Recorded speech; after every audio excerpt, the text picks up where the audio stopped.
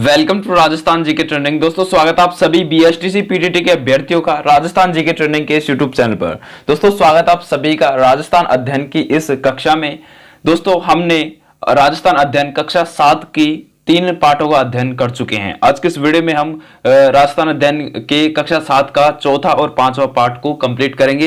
ये छोटे छोटे पार्ट हैं, इनको आसानी से आज हम कंप्लीट कर लेंगे। ठीक है, चौथे पार्ट का नाम है राजस्थान में कृषि विपणन। कृषि विपणन के बारे में बात करेंगे।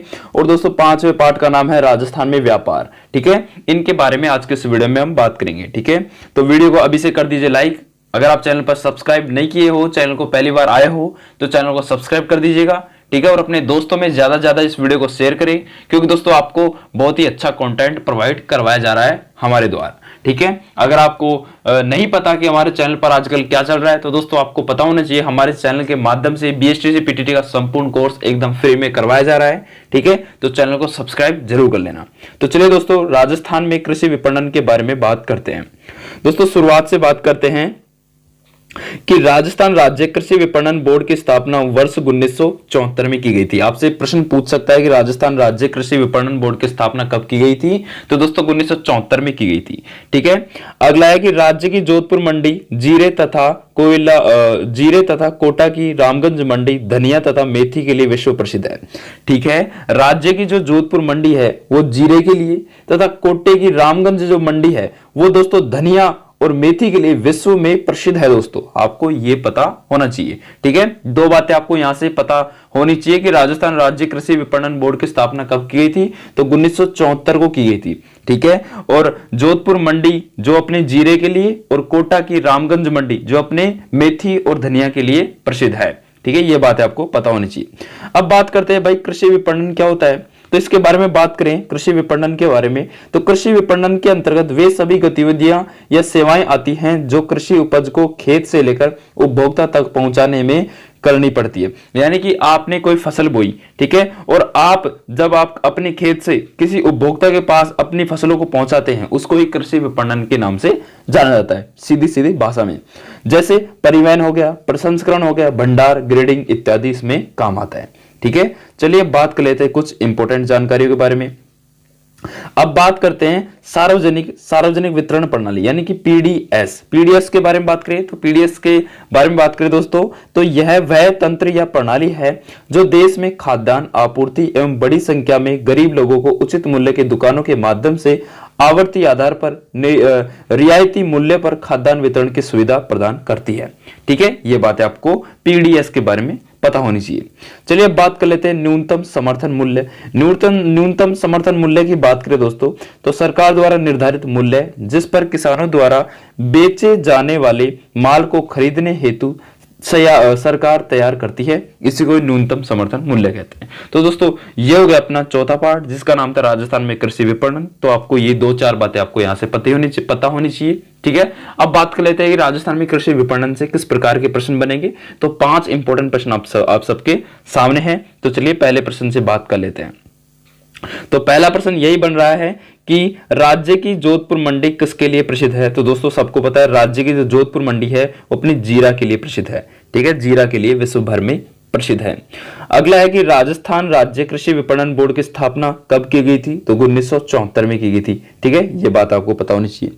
तीसरा प्रश्न बनता है कि राज्य की कोटा मंडी किसके लिए प्रसिद्ध है। तो दोस्तों कोटा की मंडी अपने धनिया के लिए प्रसिद्ध है। ठीक है, धनिया के लिए प्रसिद्ध है।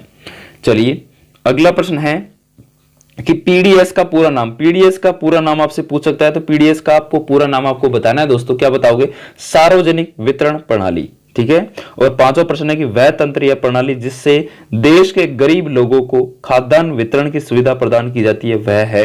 दोस्तों वह कौन सा है? वह दोस्तों पीडीएस है। ठीक है, पीडीएस। तो चलिए दोस्तों अब बात कर लेते हैं राजस्थान में व्यापार के बारे में। तो व्यापार के बारे में अगला पार्ट है अपना 5वां पार्ट। ठीक है, ये अपनी कक्षा 7 की पुस्तक चल रही है राजस्थान अध्ययन की, जिसमें से हमने 4 पार्ट कंप्लीट कर चुके हैं। अब बात कर लेते हैं 5वें पार्ट की। तो 5वां पार्ट भी बहुत इंपॉर्टेंट है, राजस्थान में व्यापार। यहां से भी आपकी एग्जाम में 1-2 प्रश्न पूछे जाते हैं। तो चलिए बात कर लेते हैं। दोस्तों बात करें कृषि आधारित बड़े उद्योग के बारे में। सबसे पहले बात करते हैं कृषि आधारित बड़े उद्योग। तो फर्स्ट है कि सूती वस्त्र उद्योग राजस्थान प्राचीन परंपरागत संगठित एवं सर्वाधिक रोजगार देने वाला सबसे बड़ा कृषि आधारित उद्योग है। ठीक है, जो सूती वस्त्र उद्योग है वो राजस्थान का प्राचीन भी है और परंपरागत भी है और संगठित एवं सर्वाधिक रोजगार देने वाला सबसे बड़ा कृषि आधारित उद्योग है सूती वस्त्र उद्योग। ठीक है, जिससे अपन कपास की खेती करते हैं, वो कपास की खेती अपनी सूती वस्त्र उद्योग से संबंधित होती है। ठीक है, चलिए बात करते हैं राजस्थान में प्रथम सूती वस्त्र मिल आपको पूछ सकता है कौन सी मिल थी। वो थी दोस्तों दैक कृष्णा मिल्स लिमिटेड की स्थापना ब्यावर में वर्ष 1879 में की गई थी। ठीक है, राजस्थान की प्रथम सूती वस्त्र मिल के बारे में आपसे पूछ सकता है, उसकी स्थापना कब की गई थी, उसका नाम पूछ सकता है। तो उसका नाम आपसे पूछ रहे तो आपको बताना है दैक कृष्णा मिल्स लिमिटेड और इसकी स्थापना ब्यावर कहां पे, अजमेर में है। इसमें ब्यावर में 1889 में की गई थी। ठीक है, वर्तमान में भीलवाड़ा को वस्त्र नगरी के नाम से भी जाना जाता है। ठीक है, वस्त्र नगरी के नाम से जाना जाता है भीलवाड़ा को। ठीक है, अगला एक दूसरा बड़ा कृषि आधारित उद्योग चीनी का है। राजस्थान में सबसे पहला उद्योग आपसे पूछ ले कि किस चीज का है, तो सबसे पहला आता है सूती वस्त्र का। सूती वस्त्र के बाद आता है चीनी का। ठीक है, चलिए अब बात कर लेते हैं कृषि आधारित लघु एवं कुटीर उद्योग के बारे में। राजस्थान के कृषि आधारित लघु एवं कुटीर उद्योग के बारे में बात करते हैं दोस्तों। तो खाद्य तेल के कारखाने जयपुर, भरतपुर, सवाईमाधोपुर, श्रीगंगानगर, कोटा, बूंदी, अजमेर, पाली जिले में है। ठीक है, अब बात करते हैं आयात और निर्यात के बारे में।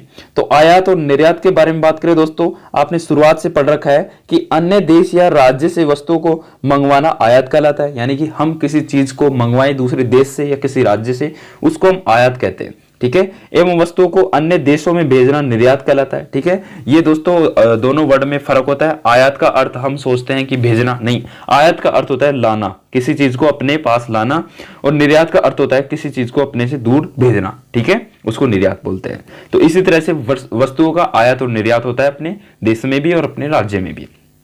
ठीक है, तो अन्य देश या राज्य से वस्तुओं को मंगवाना आयात कहलाता है एवं वस्तुओं को अन्य देशों में भेजना निर्यात कहलाता है। जब व्यापार एक राज्य का अन्य राज्यों से हो तो वह अंतर्राज्यीय व्यापार कहलाता है। बिल्कुल, जब यह व्यापार एक देश या अन्य देश के साथ हो तो वह अंतर्राष्ट्रीय व्यापार कहलाता है। अंतर्राज्यीय व्यापार किसी राज्य और किसी राज्य के बीच में होता है, राज्य और राज्यों के बीच में अंतर्राज्यीय व्यापार होता है, और किसी देश के बीच में होने वाला व्यापार को अंतर्राष्ट्रीय व्यापार कहते हैं।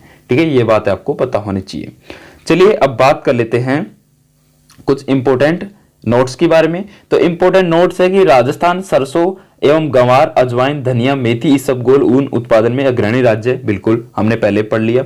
अगला है कि राज्य में कुछ रूप से दूसरे देशों को भी निर्यात की जाती है। इनमें मुख्यतः कपड़ा हो गया, जवाहरात हो गए, आभूषण एवं संगमरमर, पत्थर, ग्रेनाइट, अभ्रक, पत्थर की वस्तुएं, ऊन एवं कपड़े आदि हैं। ठीक है, जो अपना राज्य है वो दूसरे देशों को भी निर्यात करता है ये चीजें।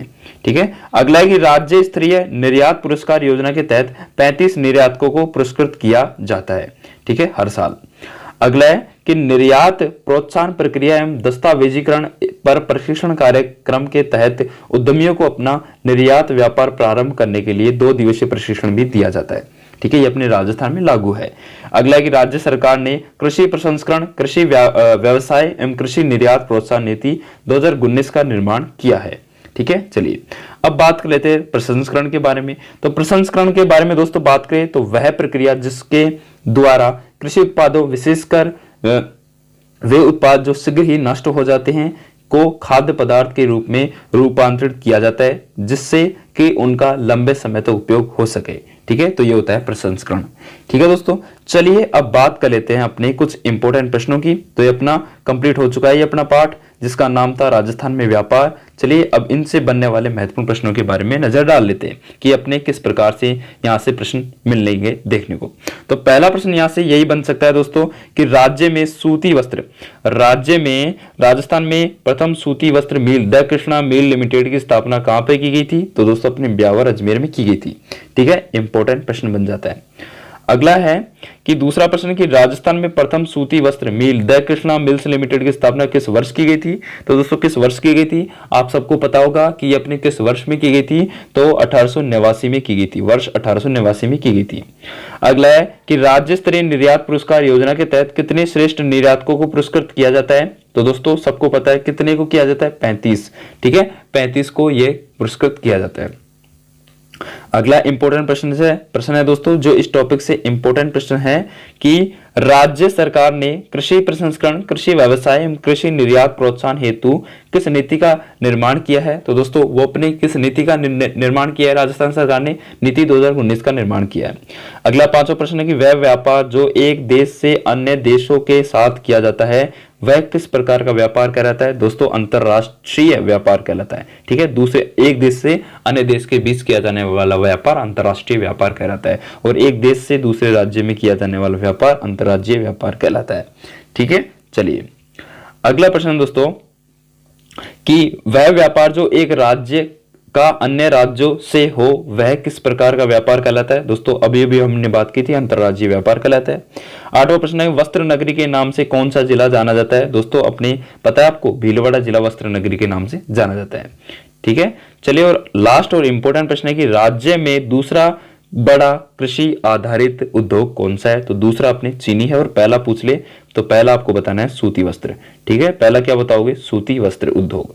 ठीक है, तो दोस्तों ये अपने आज की इस वीडियो में हमने बात की राजस्थान में कृषि विपणन और राजस्थान में व्यापार। ठीक है, आपको यह वीडियो कैसी लग रही है और आपको यह सीरीज भी कैसी लग रही है आप नीचे कमेंट के माध्यम से हमें जरूर बताकर जाना, और अपना कोई भी सजेशन हो तो वो भी आप नीचे कमेंट के माध्यम से हमें बता सकते हैं कि आपको समझ में आ रहा है या नहीं आ रहा, हमारा पढ़ा हुआ कैसा लग रहा है। अच्छा लगा हो तो लाइक करके जरूर जाना, और चैनल पर नए हो तो चैनल को सब्सक्राइब कर लीजिए दोस्तों। ठीक है, आपके सामने 2 वीडियो प्रस्तुत हो रही होगी, उस पर किसी एक पर क्लिक करो और अपना ज्ञान बढ़ाओ। थैंक यू, धन्यवाद।